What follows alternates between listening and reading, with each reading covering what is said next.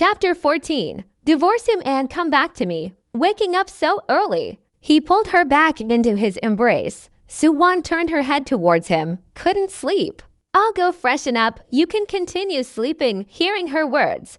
Lu Yu fully opened his eyes. He kissed her forehead and said, You go freshen up. I'll make breakfast. Half an hour later. Su Wan was done getting ready and changed into fresh clothes. Lu Yu came upstairs to call her for breakfast and saw her putting the bracelet Mrs. Lu had given her into a decorative box. Why did you take it off? He asked. Your mom doesn't understand our relationship. It's not appropriate for me to keep this bracelet. When you meet someone you truly like, give it to her. After saying that, Su Wan pointed to the first layer of the bedside table. The property deeds are in the bedside table. When you have time, deal with them.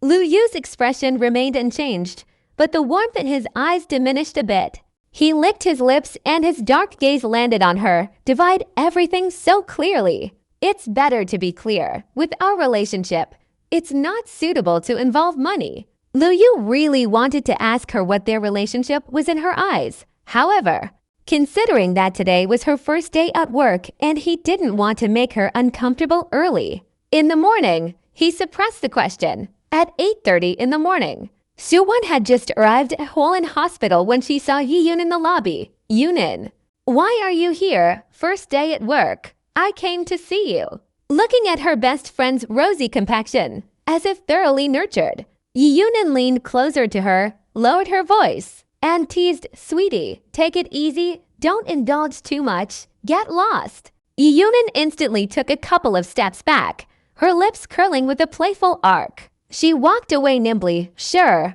I'll get lost right away.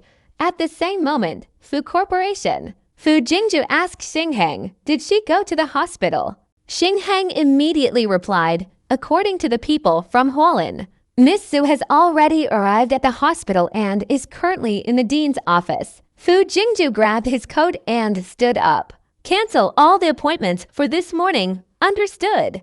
At Hualien Hospital, Li Minghui, who was in charge of Su Wan's handover, led her to her office. Dr. Su, your department is in room 308. The duty nurse said there's already a patient waiting for you. 2 minutes later, Li Minghui pointed to the door of room 308 and said to Su Wan, This is it, Dr. Su. All right. Thanks, Director Li. After Li Minghui left, Su Wan opened the door and inadvertently tightened her grip on the doorknob when she saw a man sitting beside the office desk. Hearing the door open, Fu Jingzhou turned around. When he saw Su Wan, his normally cold and handsome face softened with a touch of tenderness and warmth. Shaoqi, aren't you coming in? Seeing the familiar expression on Fu Jingzhou's face, Su Wan instinctively felt a sense of rejection. She let go of the doorknob, but didn't close the door. She walked to the desk and adopted a businesslike tone. Mr. Fu.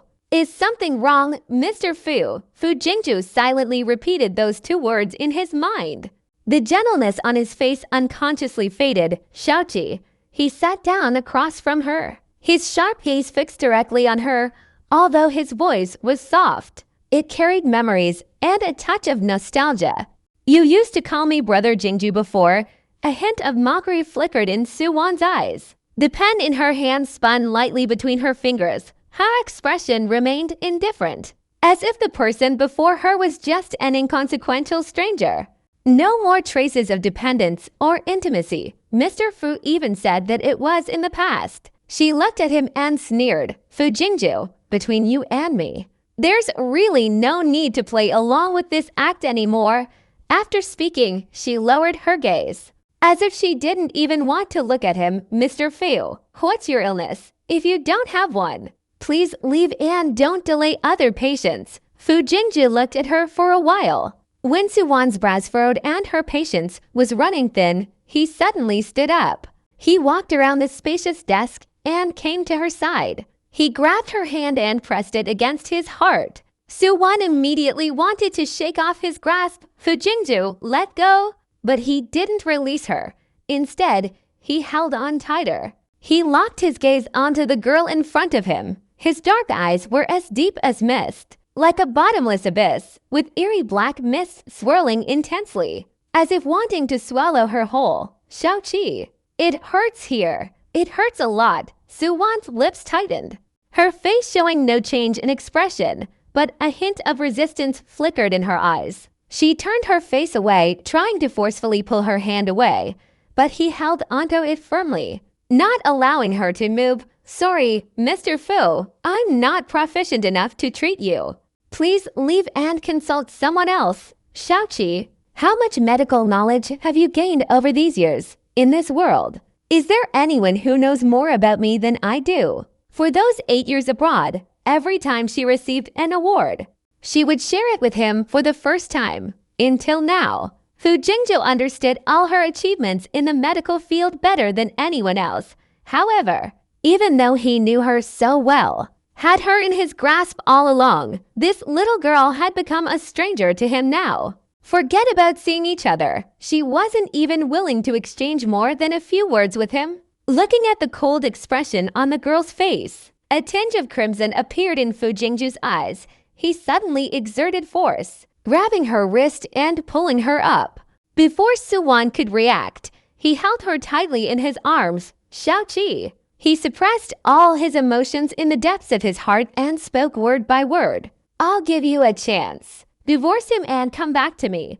Su Wan was restrained by him and unable to resist. She chose not to struggle anymore. However, her eyes were filled with even more mockery. Divorce. She scoffed. And then what? Come back to you, only to let you trample on my self-esteem, strip away my freedom, turn me into your personal plaything, and let you toy with me at the same time.